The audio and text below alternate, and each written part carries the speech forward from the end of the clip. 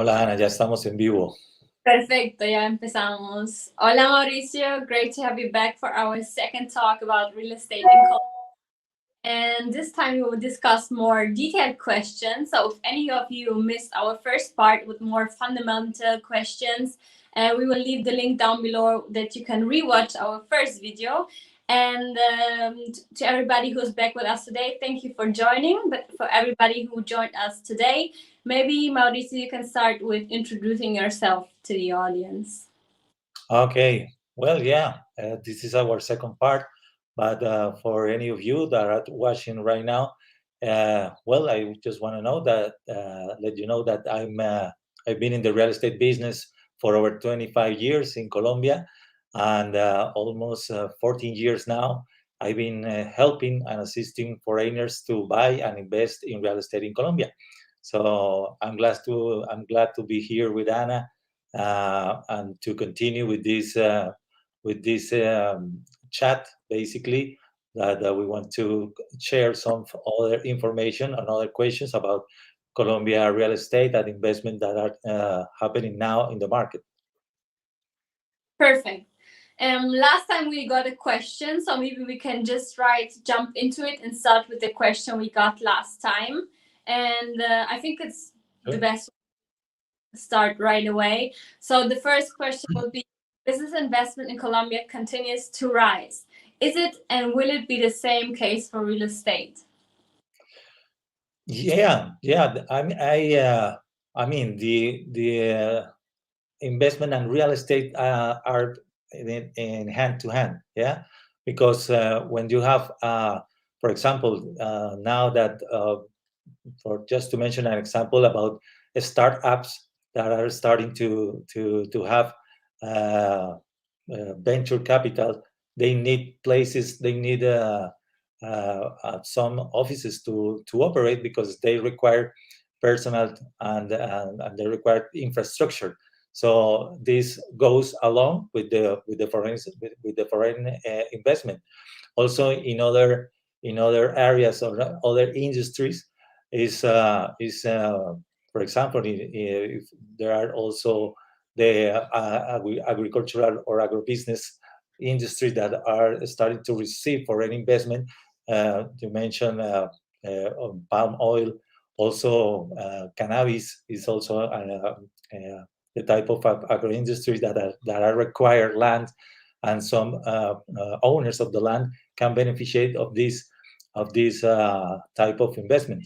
And not also the hotels, yeah, hotels and ecotourism that are projects that are starting also to have or to start seeing what places in Colombia can start to develop hotel infrastructure that they require also investment. So this increase also in these other industries benefits as well. I mean the normal housing, because when you have this growth, obviously people wants to spend or wants to save their money in real estate. So that's one of the things that we have like an advantage, because we always are as we are like name developing. Yeah, we're always developing, and the also the middle class is also along with the investment. So that's another positive things for real estate. So what would you say for real estate investments in Colombia? And maybe what are the best cities for expats, like people who just don't think about just buying a property in Colombia, but also maybe think about moving to Colombia? Or yeah, so what are your thoughts on that? Yeah, well, in my experience, initially foreigners comes to the most renowned cities. We have Medellin as the first one, Cartagena also, and at the coast, Santa Marta as well, and well, Bogota, because it's the center, the capital, and many foreigners or expats comes to here because of the work or because their company operates in Bogota. But what I've seen a lot also in this in my years that I've been assisting people is that there are many foreigners related with Colombian. So, for example, they know a people, a person, or their wife in Armenia, in Villavicencio, in Bucaramanga. So they start seeing that what Colombia has another more than the basic capital cities that in fact are a little bit more costly, yeah, because the cost of living is a little bit higher in these main cities.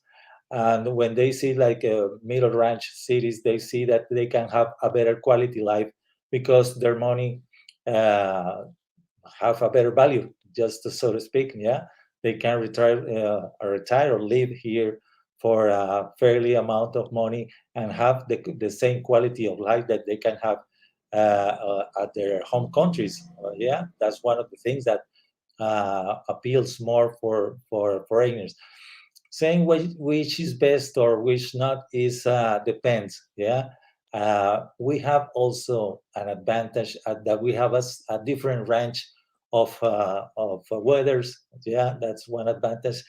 I was talking yesterday with a client who wants to move and say, no, I don't like the cold of Bogota.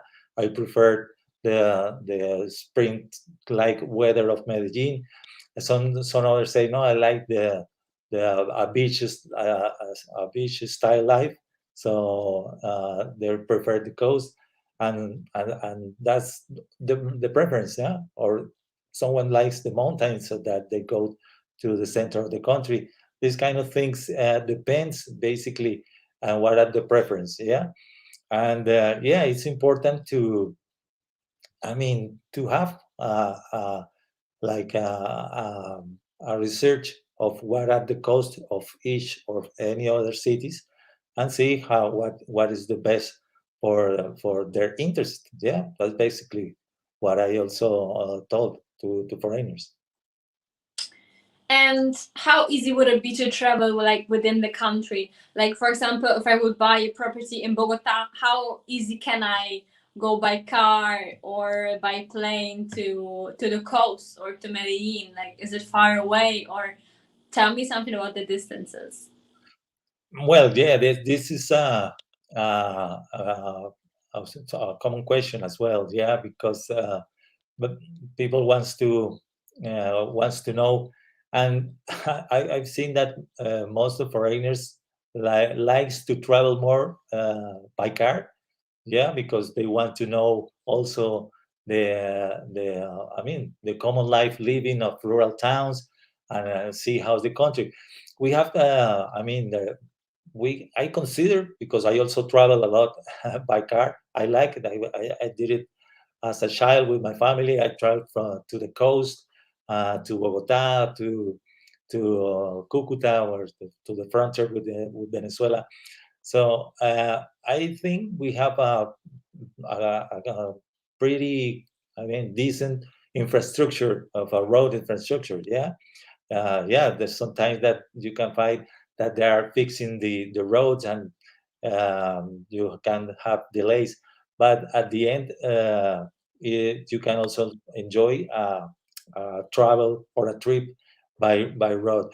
And as well, we have also good infrastructure for airlines. So basically, all cities are uh, are not more or far than 45 minutes or an hour. So is the biggest if you want to travel from one side of the country to the other. So it's a quick, so to speak, to move around the country. And also with the entrance of low cost airlines, there's also an advantage, and you can have uh, pretty low fares for air travel. Hmm. Yeah, that would have been like my second question. Like, how strong is the infrastructure, like the roads, hydro, water, communication systems, and services? But you've actually already answered that question, or would you like to add something?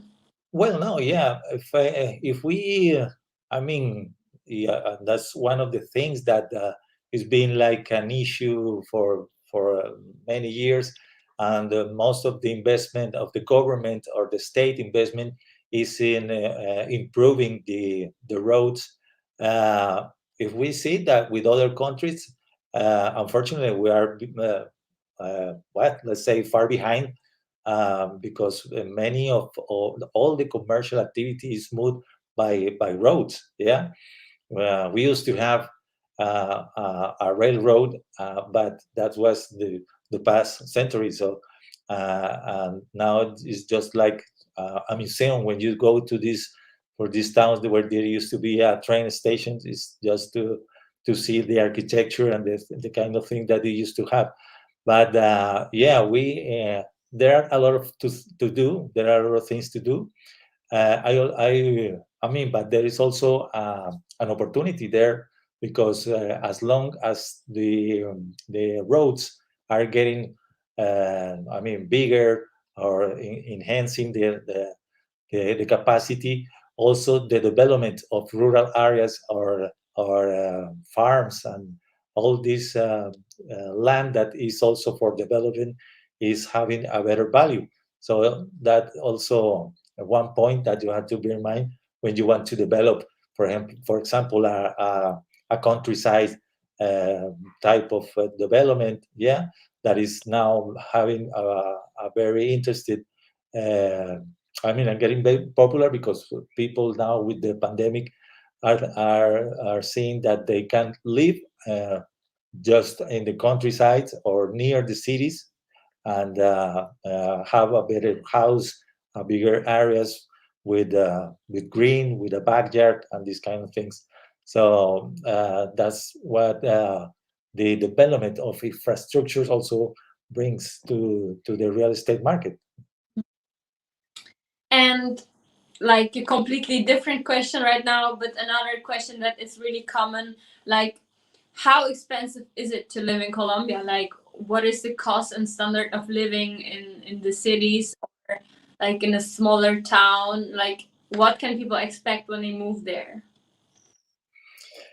In average, you, I mean, or let's say above the average, you can have a good quality of living with $2,000 per month. Yeah, and you can have a pay for the rent of a nice apartment in a well established neighborhood. Yeah, and yeah, cover all your basic expenses. Yeah, that would be like the what we have seen that a foreigner, yeah, can have in average when they are looking to retire. They say, okay, how is the less or the minimum amount of money that I would require to spend? Yeah, then you see if you have another things, or you wants to have any other like luxury things. But at the end, I think it's around that amount. Yeah. And okay, when I decide to buy property in Colombia, and would it like, it's, I don't have to live there, but maybe someday I want to live there, retire, and but I decide to buy it right now because the prices are perfect, the situation is good, everything is good, and I find my dream property. But I can say I can move there in 5 years. So who would manage my property while I'm not there? Or if I decide to live 6 months in Colombia and 6 months in my home country, like who would manage my property when I'm abroad? Yeah, sure. That is a very important question, because yeah, what you said. Normally, when someone, or where someone from outside, a foreigner, wants to buy a property or buys a property, they already are moving uh, um, for seasons. They're not live permanently, so they need someone to take care, and that's important. That's important to have it, because well, I know of cases that they buy a property, they close the transaction, and you never heard about the people that help you with the sale. and from there start another thing. That's and they start the management and the maintenance of this property. If you wanted to put it on rent, or if you wanted need to cover utilities, cleaning, and these kind of things. So there are companies, yeah, there are many companies that do a good job. It's important also to have a company that you can rely on, yeah, because as any other market, you can find good. Good property management companies that they really care for your property, and others that just collect a fee and they don't do anything else. So yeah, for that is important to see, or even if you have someone here to do it, what you need is to set up an electronic account, and all the utilities can be paid for the internet. Yeah, but there are some other things that, as I mentioned, need that someone or a company uh, make some kind of things. If you need a repair, if you need something that happens continuously with the maintenance of a property, so that can be taken by a property management company. Mhm. And could you give us like a price range? How, yeah. It, it depends. It depends what the type of service do you require. Yeah, basically, when you want to rent or someone, the most basic service is when you want to rent your property. So you go to a real estate agency and you say, okay, I want to rent my property. They get the client, so they charge at least. They can charge in advance one month of the rent, or if this in a monthly base, it's normally around 8 to 10%, and that not includes the insurance, yeah, that you have to also have in case the renter don't pay. But these insurances are not costly. Yeah, we can say that it's around, mm, let's say, like $100 per year, something like that. It's not much. Mm. Yeah. And I've also seen like completely different, like to, for example, Germany, that there are like apartments and that share like a pool, like a common area, and there's also like a maintenance fee, or like how Yeah, much. sure. Like it's really common in Colombia. I've actually never seen this in I think in Germany. Like I've never come across this. So, but Uh, it's Colombia that you have like the common areas and that you have to pay like a monthly fee for it. And how expensive is it? yeah, this is like, well, in the United States they call the HOA, like home of administrations. Yeah, and yeah, that's very common also because in many buildings they also already have a pool, they have a gym. You have to pay for the security. That is also something very common here, that you have a person, a security person that is in the front of the or in the lobby. And it also depends of the number of units. Basically, that's the most thing that gives the amount, if it's higher or it's lower. And that is something that is important to bear in mind, because you can find communities where there are several buildings, and there are like, let's say 200, 300 units, and you can share it as a single entrance, a security entrance. So maintenance costs also are lower. Yeah, even because they share the pool, the gym, and these kind of things.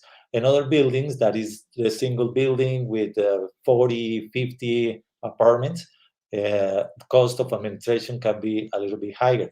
That's sometimes you pay more for for comfort, for security, and that's it's also, yeah, that's an important part of the maintenance of all the expenses that you have to bear in mind when you have an apartment. Again, you can also do it by yourself.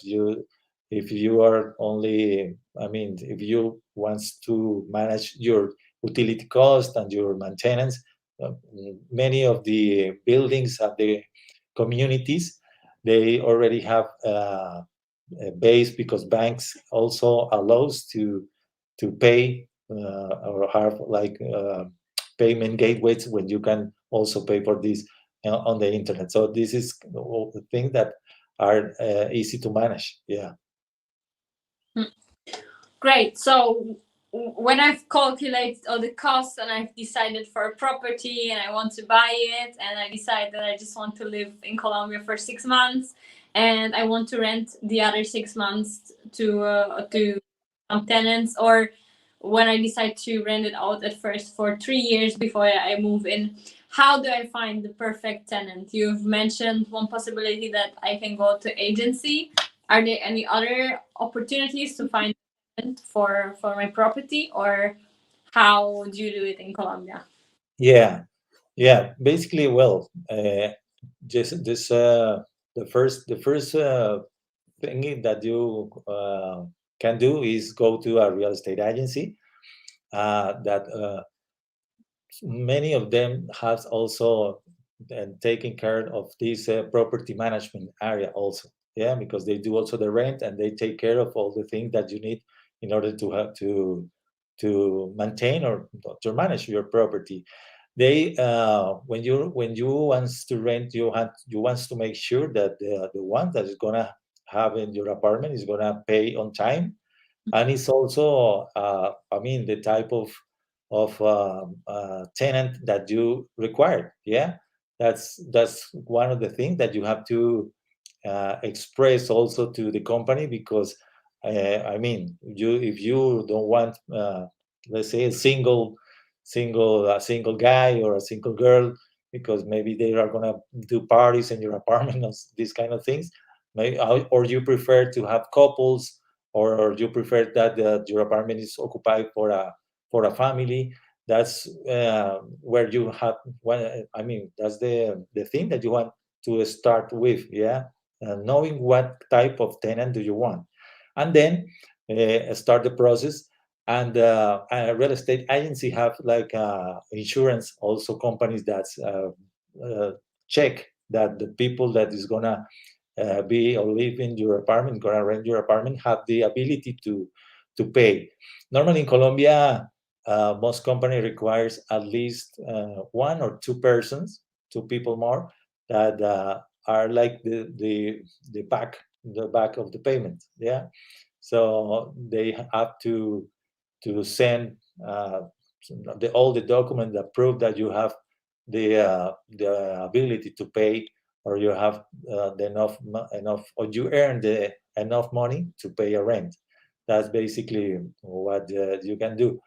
The other thing is, if you want to do it on your own, again, you can also post a requirement, the type of tenant you want, but you can also go to an insurance company and ask for insurance, for a rent insurance.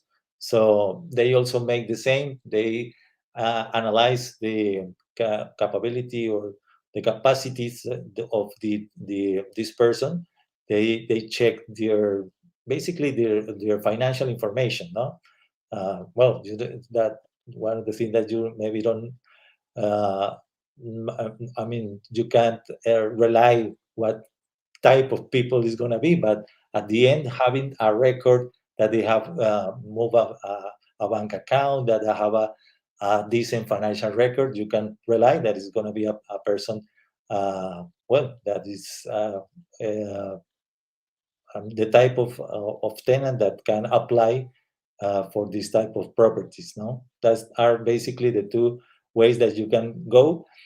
Some people I know that they have go directly because they see, okay, I have a family, someone, a relative who wants to rent, or a friend, and they do direct the contract.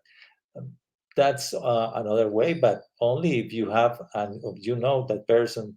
That's what I recommend. That's like any other, even if you are local, no, that's not the type of thing that you have to bear in mind. Mm.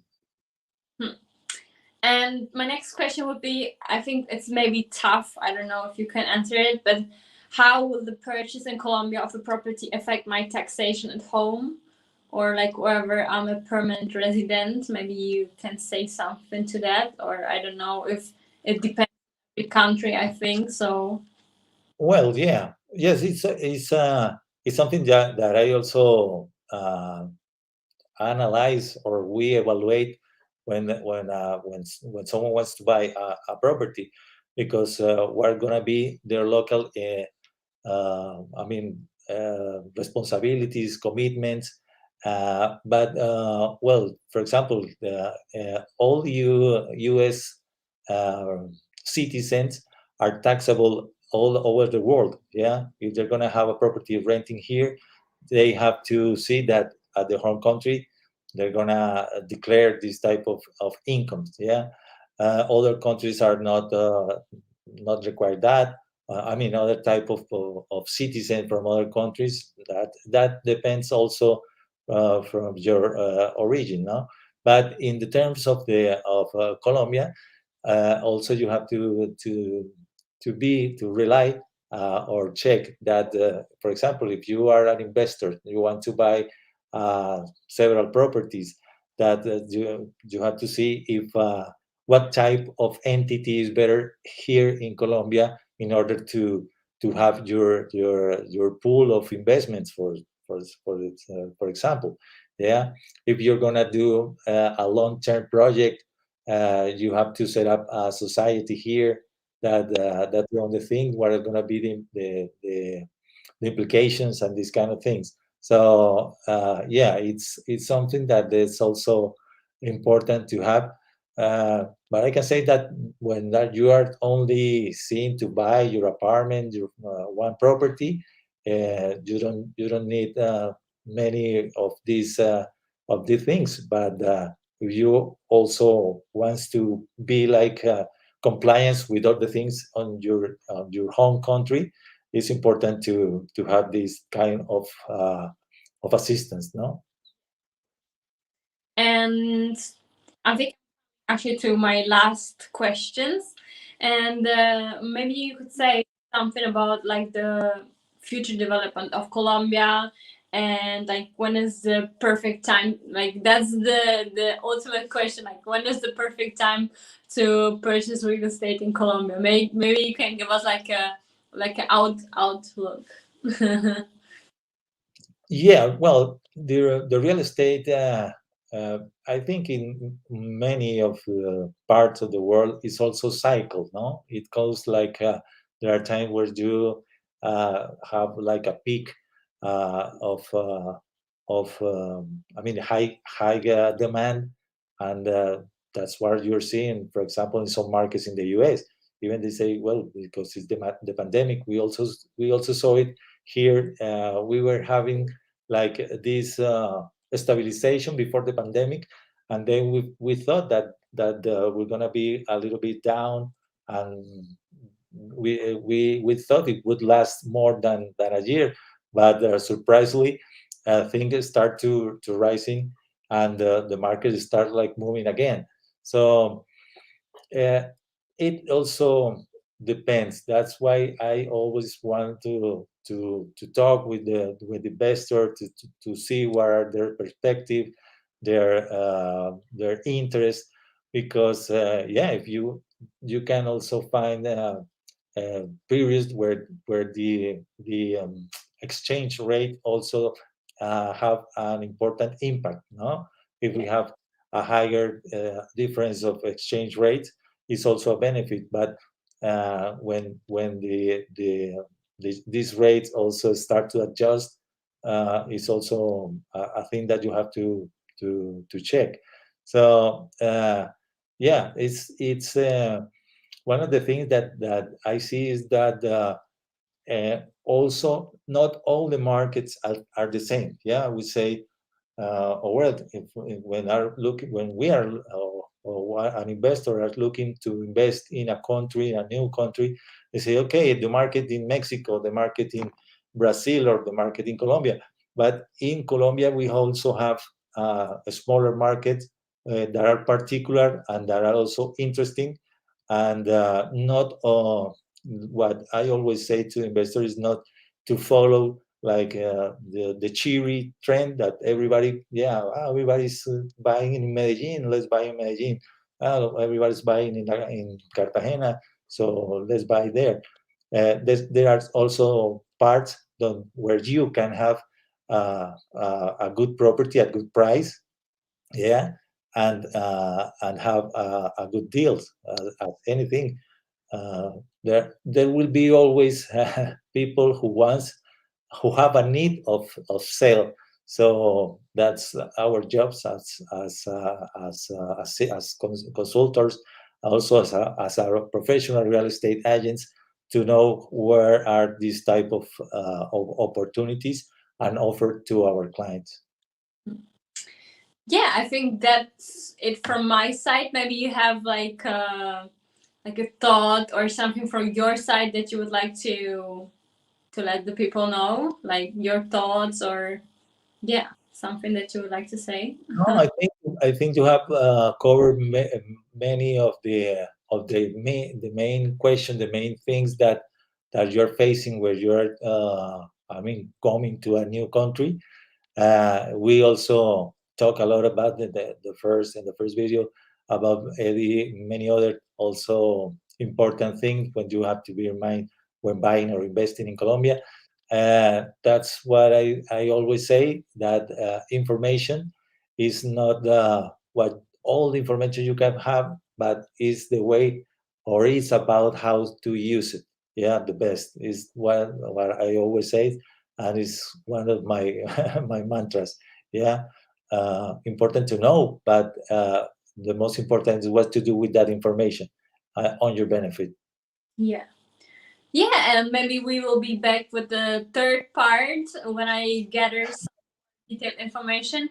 Who knows? I will be really happy if we continue this series. But for now, yeah, that's it from my side. And I thank you very much for your time and for your knowledge, like for sharing it with us.